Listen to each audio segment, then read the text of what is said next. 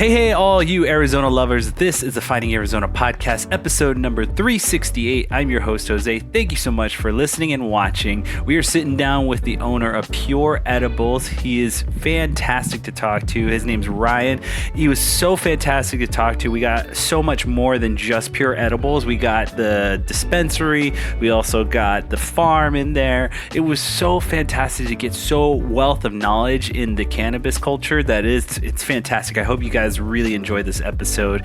As always, we're going to jump into a little bit of the business side. You can hear every episode of our podcast at findingarizonapodcast.com. We make it easy for you guys to connect with us through social media. That's Finding Arizona Podcast under everything: Twitter, Instagram, Facebook. You let us know who you want in next. We'll try and make that happen.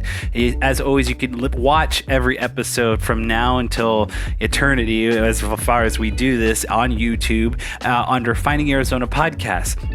If you want to send us an email, findingarizonapodcast@gmail.com. That is the best way to get a hold of us, through email.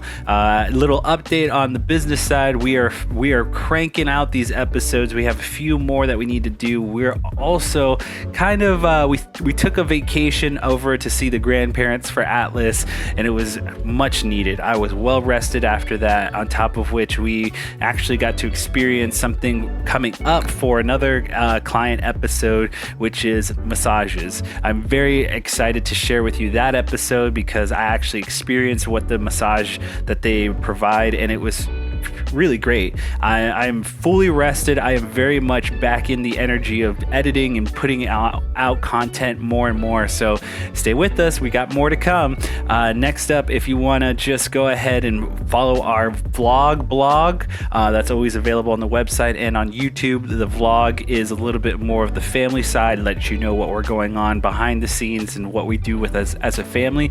But the blog is a little bit a combination of both the personal and the business. We'd like to provide an opportunity to get to know us a little bit more and what we like to experience and what we use on a day-to-day basis. Brittany puts all of that together. She's doing fantastic work editing, and we are just getting better and better. So that being said, let's just jump into this episode. This is episode number 368 with Pure Edibles. We'll see you on the next one. As always, kisses, hugs, and belly rubs. Bye, y'all.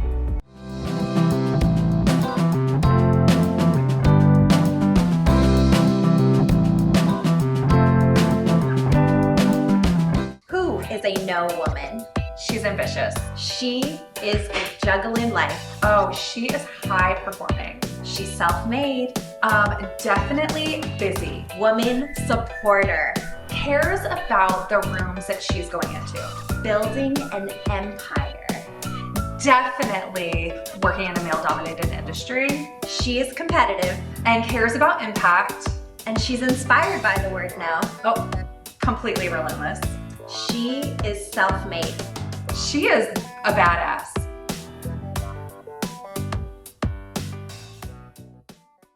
Two, one. Welcome back, everybody, to the Finding Arizona podcast. I'm your host, Jose. As always, we bring in special guests every week, and today is no different. Ladies and gentlemen, Ryan here is not only someone that I've just been waiting to get a hold of, but is also someone that I greatly appreciate in what he does for a business. He is the, I want to say, owner and proprietor of Noble Dispensaries and also Pure Edibles. Let me just say that he is someone that I'm just truly thankful to have aboard this kind of education process and learning of THC and the lifestyle behind it. So thank you, Ryan, for joining us.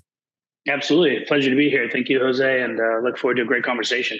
I look forward to it too. So I'll get you started. I'll ask this of everyone and just kind of like wanting to know just how the origin story came to be. If you can run us through just the whole timeline quickly of 2013 and all the way up to now. Sure, absolutely. So we are just celebrating our 10-year anniversary of being open this month. So to rewind back to the beginning, it's my partners, my brother, Ryan Hermansky, and Doug Daly. It's the three of us that actually founded Noble Herb up in Flagstaff. We started out as Greenhouse and rebranded about 2 years ago. The color green is so played out in our industry, and we thought we were being creative with a fun name like Greenhouse, and it turns out two other dispensaries completely unrelated to us were also named Greenhouse. And out of the 3 in Flagstaff, there was also a green farm. So deliveries would go to the wrong locations. It was just kind of a nightmare. So rebranding was a recent thing we did. That's been a spectacular move that I'm very excited about. But to truly answer your question and rewind, it really started in 2010. So we're going back 13 years. That's when the actual first initiative for medical marijuana passed in Arizona. Yeah. It was a very slim margin. It won by, a couple thousand votes. Is the, kind of 50.1 type poll, and then final election. So it got by in the skin of its teeth. And my brother and Doug we're all actually out at a bar when the TVs had like the election results playing, and we're completely dumbfounded when we saw it actually passed. And it literally started from that night. We started putting a business plan together, raising some money, scouting locations. We ended up in Flagstaff. We absolutely love Flagstaff. We mostly live in the valley, but we're up and back to Flagstaff constantly and always have been. Yeah. But we were very unsure on what was going to happen and how this market was going to go. If you rewind, 13 years ago, we had Sheriff Joe Arpaio, who was, considered a pretty tough dude overseeing Maricopa County. Yep. And you had County Attorney Montgomery, who was a very no-nonsense guy. He's moved on to be a judge now, but it was not clear how Arizona was going to handle this, even though, we protect voter pass initiatives. The actual enforcement of it was a little bit scary. So we decided to leave Maricopa County and focus on Flagstaff. And fast forward to now, we've been open 10 years. June 13th was our 10-year anniversary. Yeah. Wow, that is incredible. Just the, kind of like, thank you for the history lesson too, as well. Just kind of reminding myself about some of the kind of pivotal players down here in the valley and what made you guys decide to go and be up in Flagstaff. So that was going to be my next question, is why choose that location, and what about that location makes it so, critical for you guys to be there? Because on top of that, you're not fighting off some of the other players that are down here that are not probably, we won't get into it, but it's like there's a lot of games going down here with just who's here and who's running the market.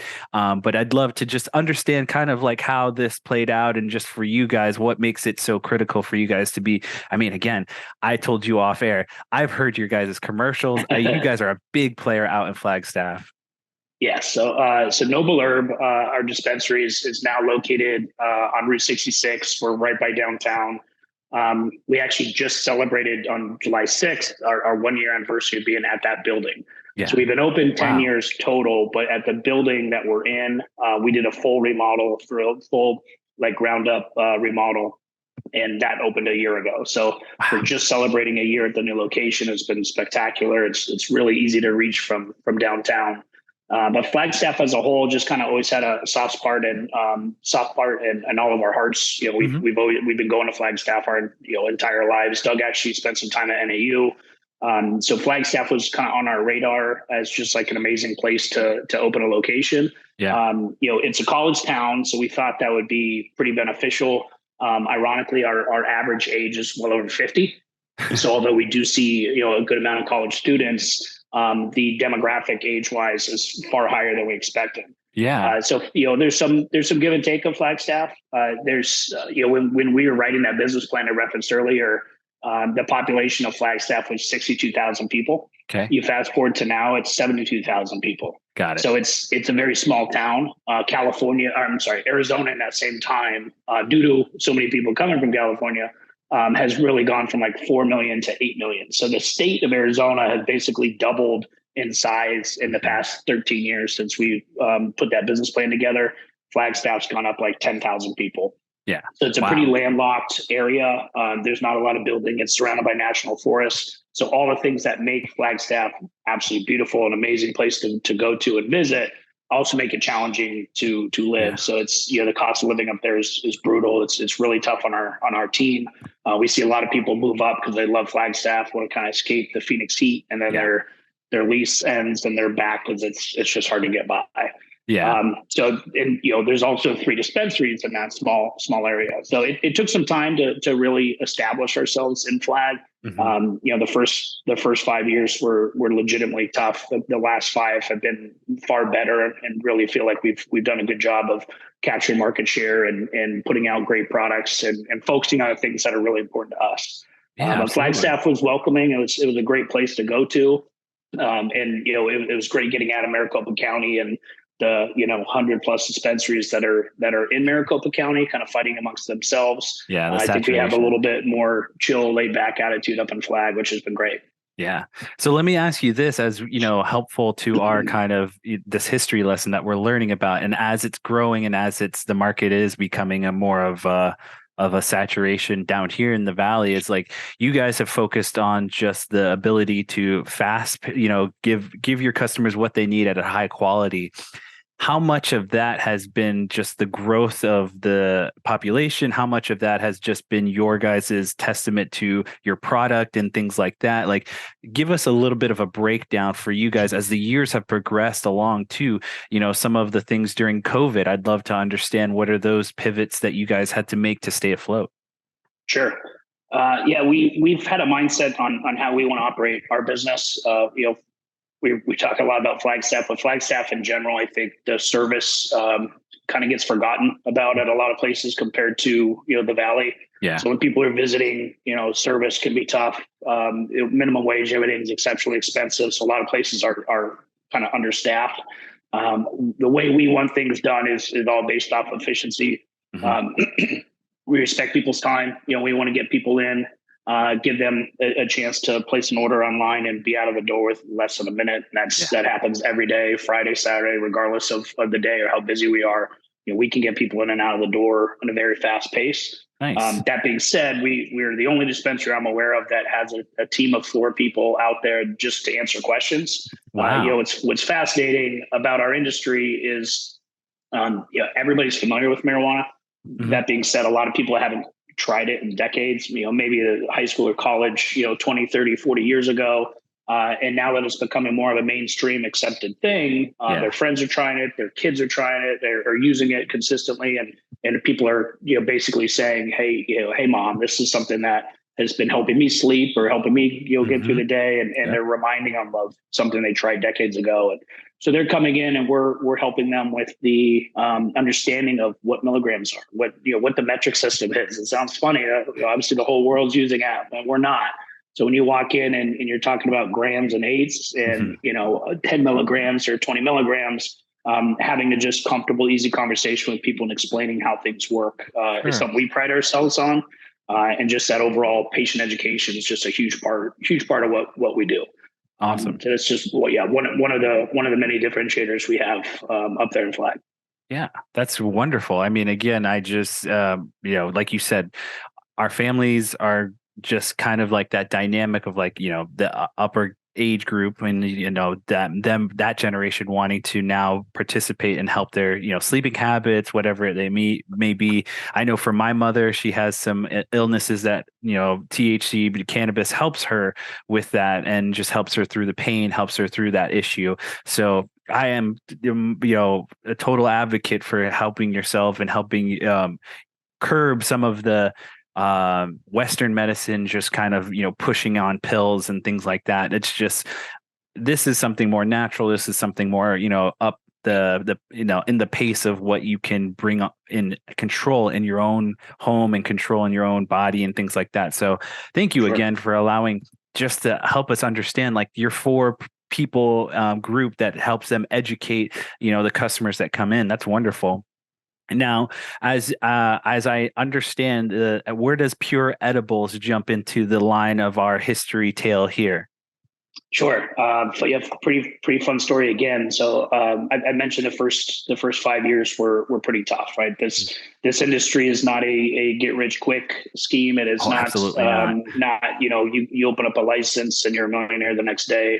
Mm-hmm. All the preconceived notions that have been out there are just not accurate.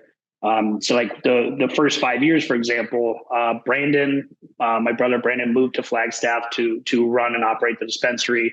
Doug and I kept our day jobs. So, nice. We were owners of a business. We were helping run a business. There's a lot of behind the scenes stuff that's always happening. And then, being in touch in the Valley and the networking and the, purchasing a product and all that happens. Doug and I were able to do that. He maintained his day job as an attorney here in the Valley. Okay. I was in medical device sales. So I worked for Stryker Spine and Zimmer Spine and was in the operating room every day. Okay. We did that. Basically, the business couldn't, we couldn't afford to quit our day jobs. The business couldn't afford to really pay us. We were just struggling to get by in Flagstaff. So as that time went by, we realized that we were losing to dispensaries in the Valley. Like, we were seeing what was happening in the Valley. We knew our competition in Flagstaff was doing a really good job.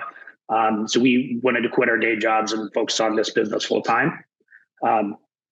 The plan we put together to basically enable us to quit our day jobs, it was to launch Pure Edibles. Yeah. So we wanted to bring a edible line to the market. Okay. We started with chews.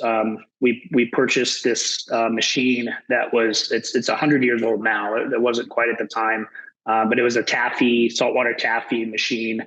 Nice. It's got all these moving blades and belts, and it's like it's an OSHA nightmare and kind of intimidating and scary to look at. It's like built from cast iron and weighs, exactly, just weighs hundreds of pounds. It's since then been retired as we've kind of modernized, but that was the launch of Pure Edibles. Wow. Doug and I, finding accounts and then driving up to Flagstaff and helping wrap candy and package these chew product we had, and then delivering it back down to the Valley. So that was the launch of Pure Edibles. That was about 6 years ago. Mm-hmm. We've since then been brought into over 100 dispensaries. My understanding is we're in more dispensaries than any other brand in the state, which we're very proud of. And we just kept getting better. So we launched gummies. We have a top selling gummy in the state. We just brought Berry Sleepy in. Berry Sleepy is it's our CBN and indica THC gummy. So it basically, kind of touched on what you're talking about as far as helping people sleep. It's our top selling product. It's, overall just the best selling SKU we have, helping getting people off of pharmaceuticals and the Ambiens of the world that, mm-hmm. We've all heard the horror stories of people associated with that. So trying to get people onto a more natural sleep aid, it's been tremendous. It helps with inflammation and is just an ideal recipe for sleep. So it's been great. So Pure's been real exciting for us. It's taken off here. We used to primarily make them all in Flagstaff. Mm-hmm. We kind of outgrew that and now have a large operation here in Phoenix, and we can, which is better for distribution also. So we can kind of distribute products all over the state. That's wonderful. Pure's been amazing. We're actually days away from launching a new product called Kicks. Which would be very similar to Starburst, like a Starburst type candy. So very similar size and taste. Back to your roots of the taffy too. Yep, exactly. Individual 10 milligram servings. I think they'll do very well. The gummy market is by far the largest in the edible world out here, but I think it's also a little played out. So although gummies are spectacular and an easy way to dose, having something new and a variety of products is always exciting for consumers and the people selling it too. Yeah. And then kudos to you to like really, push that envelope of like, look, we're still got ideas. We still got, that need to want to move forward in just past the gummies and want to see what's out there. I mean, again, that's like, I would love to have something like that, as that product for this podcasting world. Like, I'm still trying to find that experience for allowing this podcast to grow and expand. But it's, again, that testament of that understanding of like, we got to push the envelope a little bit more. And so kudos to you guys. Again, I always know that it's not easy, and to kind of draw back to this education of like this business in a sense too. It's like, there's no real like, what I've understood, like that banking element of allowing, that, the money is kind of cash flow, and it's just pure that because of it still being semi looked at as this, bad situation. And it's like, there's no real opportunity for that banking market to come in and help. So help me understand a little bit of that. Like, did you guys end up just going from cash to like, what is it now? You can use a card, I believe, in all of your locations. Help me understand that part. And also, Let me ask you about like some of the grow houses too. Like, do you know a lot of the grow houses that are around the Arizona area? Because I would love to understand a little bit more of that kind of opportunity too, because we'd love to kind of just want to move into that realm because I've been so fascinated as someone who's like I have family who has land, but it's like I don't know if you can build a grow house automatically. What does that look like? Do you guys ever fall into that category or look at that kind of branch of the arm? Sure. Yeah. So, like I can touch on all that stuff. Sure. But as far as the growth side of things, so to operate in Arizona, you have to be working under a license. So there was a limited amount of licenses that have been given out over the past decade. Many were they've all been via lottery. Since then, people have bought and sold some of those licenses. So they certainly have changed hands. We're actually one of the few original operators from 2010 that are still around, Oh, wow. but there are others also. Okay. But there's currently we're approaching 150, 160 licenses open throughout the state.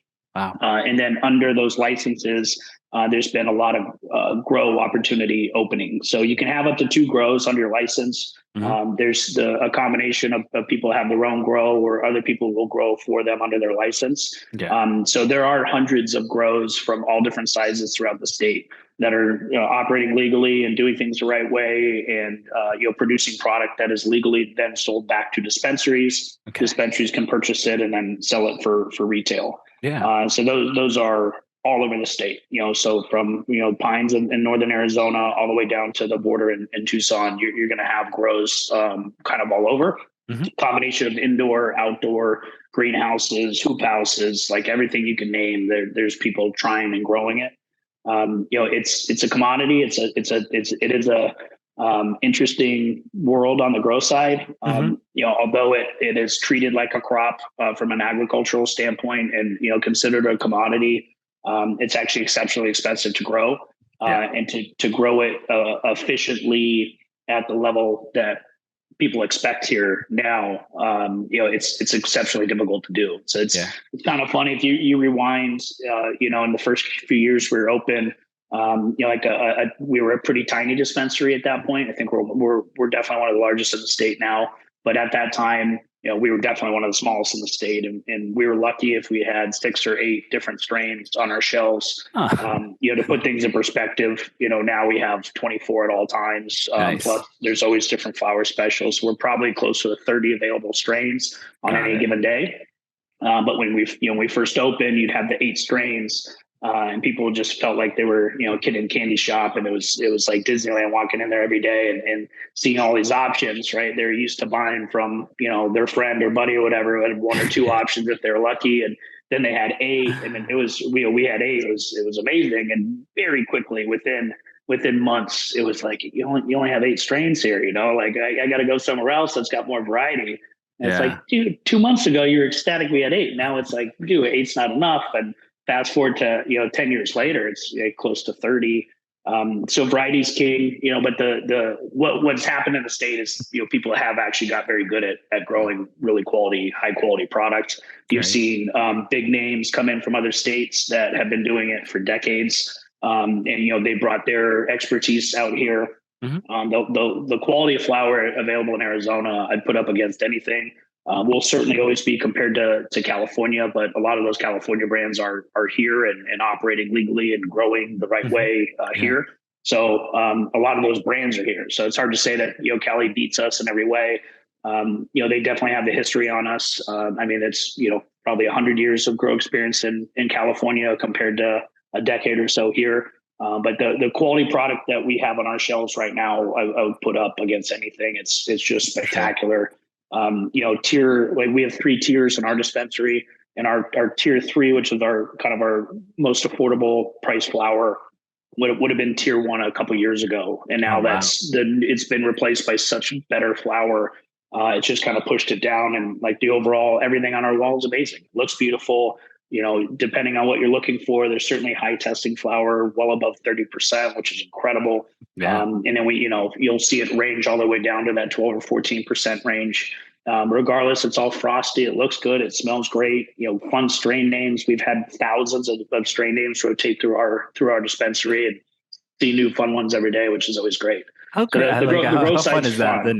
The name process is just like It fun for is. me. Like I just like these. Well, I totally agree. I'd actually like to understand where, you see some names like Jack Herrera, which is actually a person, and that makes sense. And then there's like Alaskan Thunderfuck. You're like, where did that come from? And what's the amazing story behind that strain name? Exactly. Kudos to those guys. But so the overall experience on the grow side is that's been a roller coaster too. It's just not easy to do at scale and an affordable way. Yeah. Because quite frankly, the market doesn't care what problems you went through trying to grow it, or what mites you may have, or what mold you might have had where you had to get rid of a crop.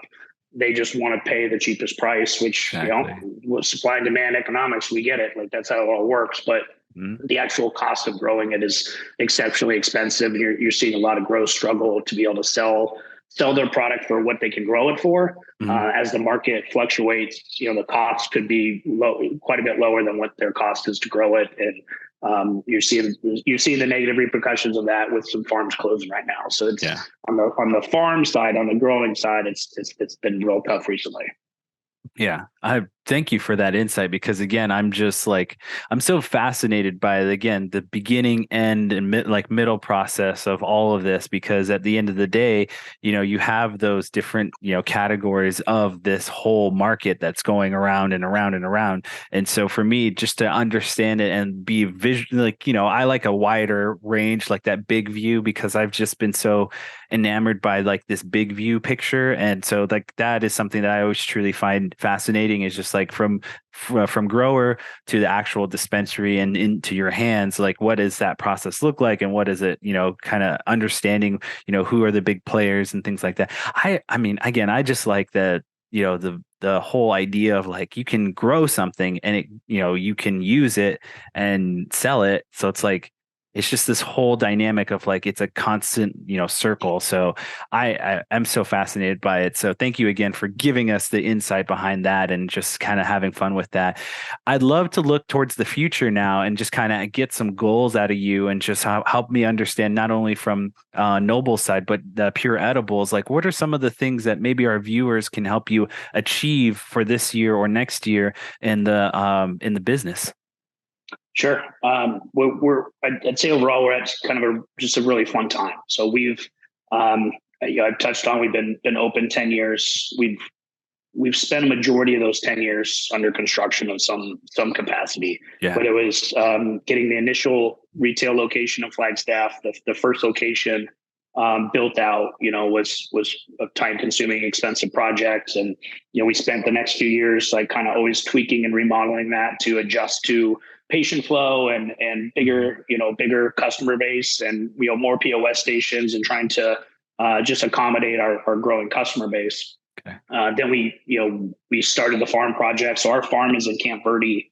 Nice. So six years ago, we opened our farm up and started a construction project there in Camp Verde, which was exceptionally brutal and far above budget and way longer than it should have been, like most construction projects. But I think things in Camp Verde take even longer. So any of your viewers in the Valley that have built anything, I think, could say the double the price and double the time. I think it was more like triple the price and triple the time in Camp Verde. So I mean, to be honest, can I interject here too? Of course, I always thought that, I mean, from my knowledge and what I've been hearing around just through my conversations with different podcasters and stuff like that, it's like Camp Verde is becoming a kind of a winery kind of growth station, just because of the weather and just the soil there. It's really great for this kind of growing aspect of life. But the wine business is just something that is particularly kind of increasing there. Am I wrong, or am I right? No, you're spot on. It's an agricultural city, and that's what attracted it to us, right? It doesn't get as cold as Flagstaff. It doesn't get as hot as Phoenix.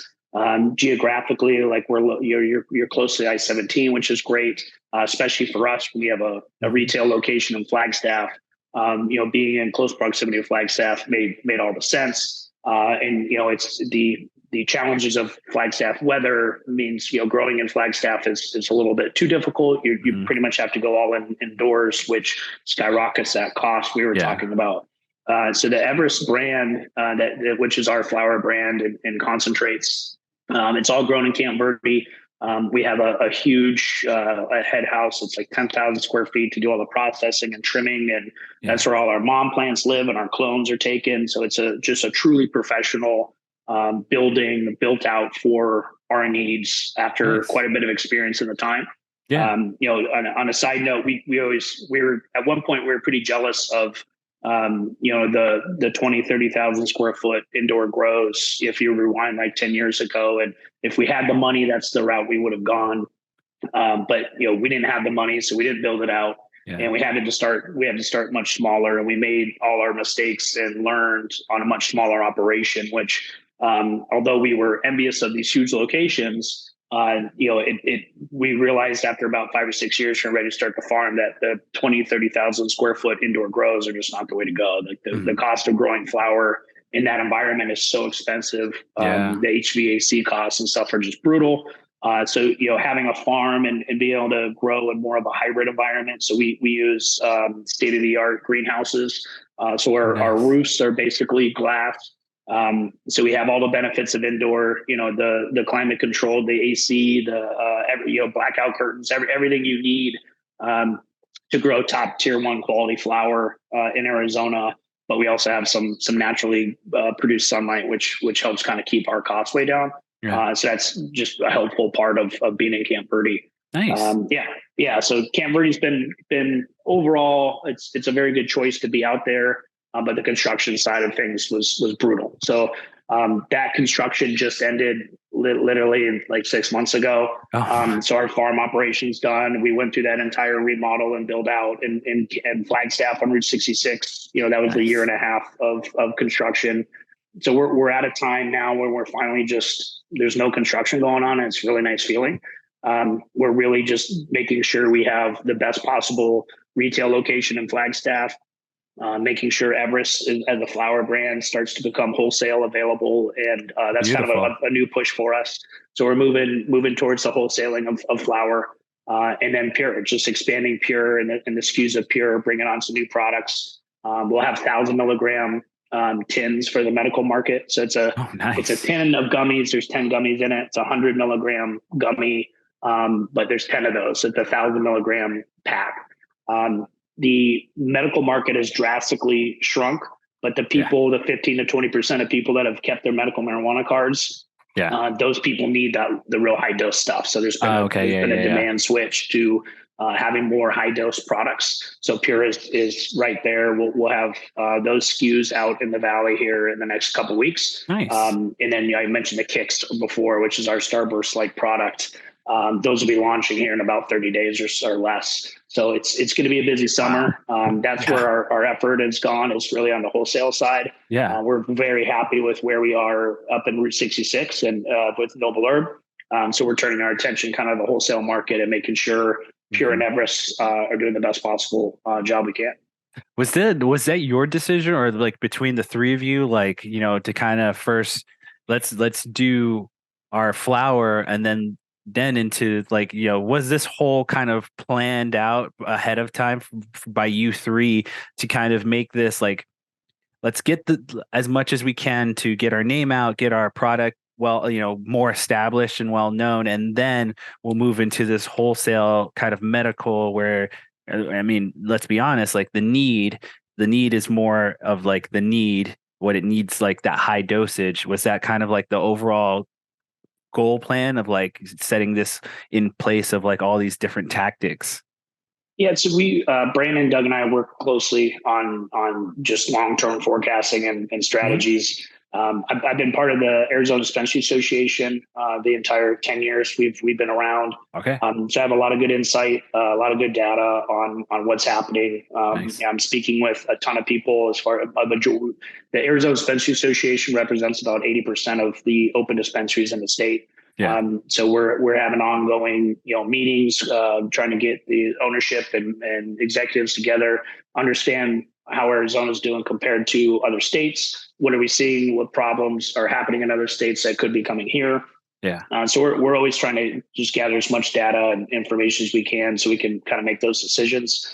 A majority of our business is the retail side of things. So making sure that Noble Herb as a retail location and Flagstaff has everything it needs, is operating as smooth as possible, and is able to handle the huge amount of tourist traffic that Flagstaff gets, and then also service the needs of our first residents and second home residents up in Flag.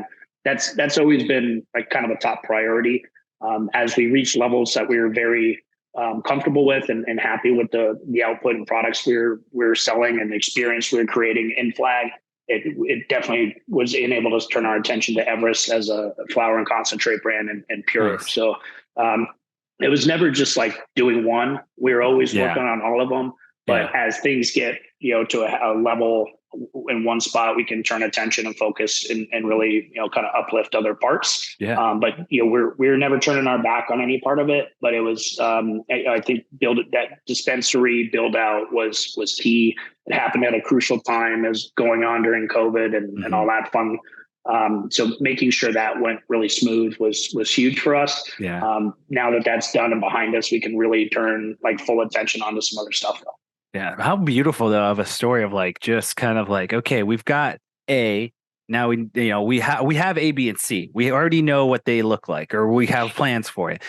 Let's do A, and then B just kind of worked out and, getting Everest kind of going and working out and things. And then like now we're like in the wholesale, like you could see like all of this kind of like a snowball effect. Like it's just kind of works and it's beautiful. It's like this beautiful like tapestry of like, hey, look, it's all a whirlwind for you, but to have it all now in a kind of this conversation piece, it's just really kind of, to me as someone who's like the outsider looking in, I think it's beautiful. I think it's great of a story of like, yeah, they went from here and now they're here, and that's so cool to me. That's really great for you guys, and so kudos to making all of this happen. I know it might be still kind of in your brain, like, oh man, we just finished construction 6 months ago and now just like starting to breathe. But I hope I have nothing but the best wishes and high hopes for you guys. I know it's going to be, pun intended, high hopes. I know you guys have really great product, and I just, want to wish you guys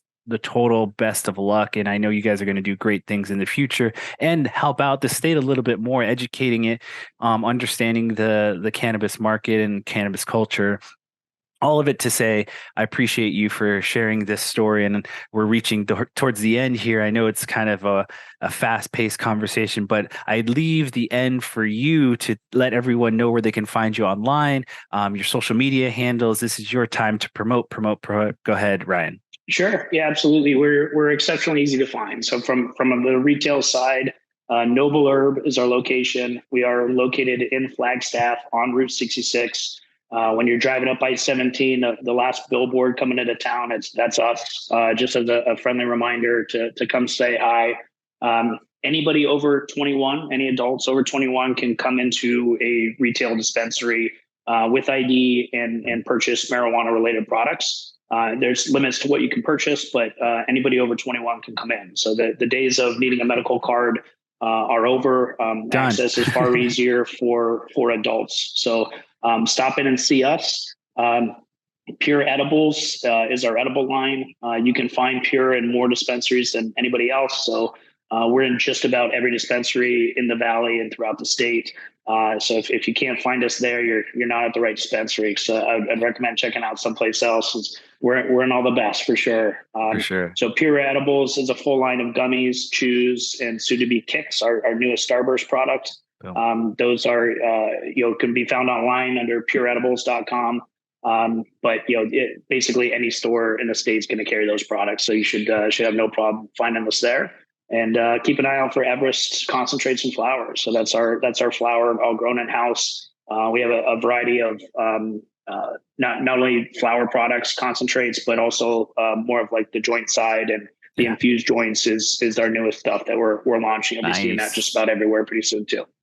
Awesome. Thank you so much. Before we go, we do have a little bit of outro for ourselves. You can hear every episode of Finding Arizona Podcast at our website, findingarizonapodcast.com. All social media handles for us is Finding Arizona Podcast, Twitter, Instagram, Facebook. You guys let us know who you wanted next. We will try and make that happen. Last but not least, if you want to send us an email, findingarizonapodcast@gmail.com. And we always say kisses, hugs, and belly rubs to our four-legged friends. And we will see you next time. Bye, y'all.